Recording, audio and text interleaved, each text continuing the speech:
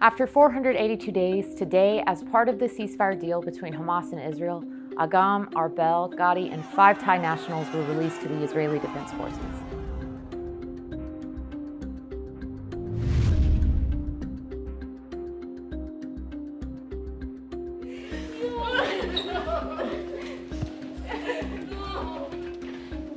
These 8 individuals are innocents who were kidnapped on October 7, 2023.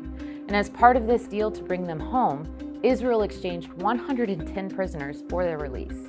Now, this isn't a hostage for hostage situation. No, there's no moral equivalency. This is an exchange of innocent people for terrorists.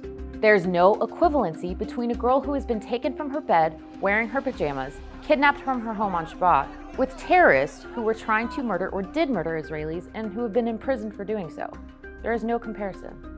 And while I thank God because we not only saw the long-awaited reunion with Agam and her family, we also got to see the resiliency and the unity of Israel through the reunion of Agam with fellow captives Liri, Nama, Karina, and Daniela, who were released last week.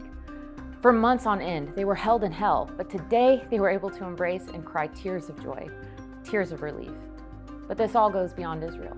Hamas also held captive 5 innocent Thai nationals who were working in Israel at the time of October 7th onslaught.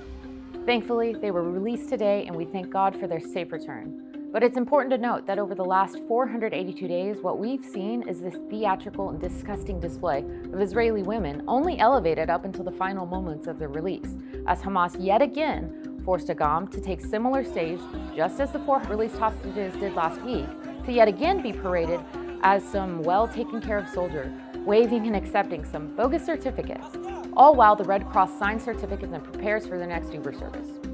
To also force Arbel and Gadi, who is an 80-year-old man, a beloved grandpa, to go through these monster mobs is only something terrorists do.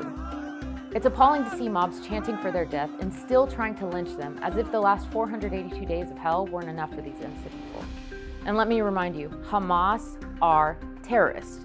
These, quote, freedom fighters we see in footage lining the streets are terrorists who want their terrorists back and Israel return them. There is no equivalency to the innocents and terrorists.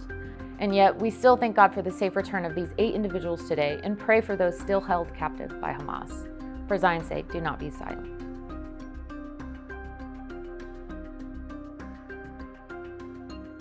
Thanks for checking out this episode. Be sure to like and subscribe so you get a notification every time a new episode hits.